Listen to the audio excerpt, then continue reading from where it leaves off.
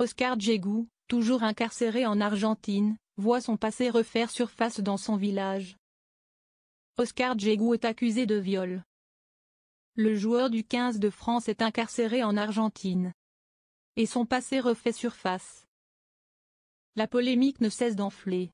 Les deux joueurs du 15 de France, Hugo Radou et Oscar Djegou, ont été mis en examen pour viol aggravé par la justice argentine. En effet, les deux rugbymen sont soupçonnés d'avoir agressé sexuellement une jeune femme. Eux évoquent une relation consentie. Mais pour la justice argentine, hors de question de les laisser sortir de prison. Alors dans le village d'Oscar Djegou, les langues se délient. Nos confrères du Parisien se sont rendus sur l'île d'Oléron.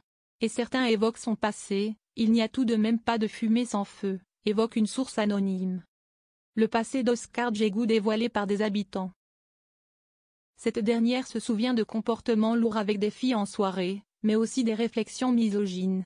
Quand j'ai vu ça, je n'étais pas surpris malheureusement. Chez d'autres habitants, qui connaissent Oscar Djegou, le choc est grand, on le connaît, on connaît les parents, leur éducation. C'est un gamin, il est adorable. On peine à y croire, lance une autre source.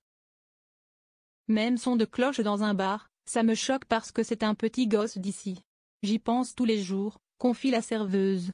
Pour l'instant, on ne sait rien, c'est pour ça qu'on y pense avec plus de peine que de haine ou de dégoût, avance la quinquagénaire. Les gens sont tristes mais ne le lynchent pas. C'est normal, les villes sont protectrices, à Pau, ça doit être pareil. L'accusé reste Rochelais quoi qu'il arrive. Pour d'autres, le plus difficile à vivre est la mauvaise réputation que cela fait pour le club de rugby qui a vu grandir le jeune homme. C'est double peine, on leur colle une terrible image et ils perdent un bon joueur.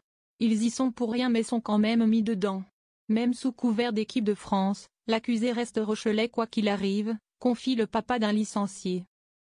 Le monde du rugby va-t-il se remettre en question?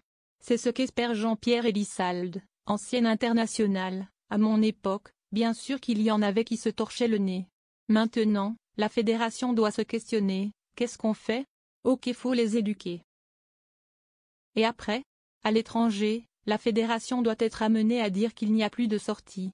Parce que mine de rien, il y a Melvin Jaminet 2 heures avant, qui a tenu des propos racistes sur une vidéo diffusée sur les réseaux, tout le monde est bourré. Il rejoue le mercredi puis le samedi. On peut quand même se poser la question. Une équipe peut partir 5 jours sans aller se torcher le nez jusqu'à 6 heures du matin.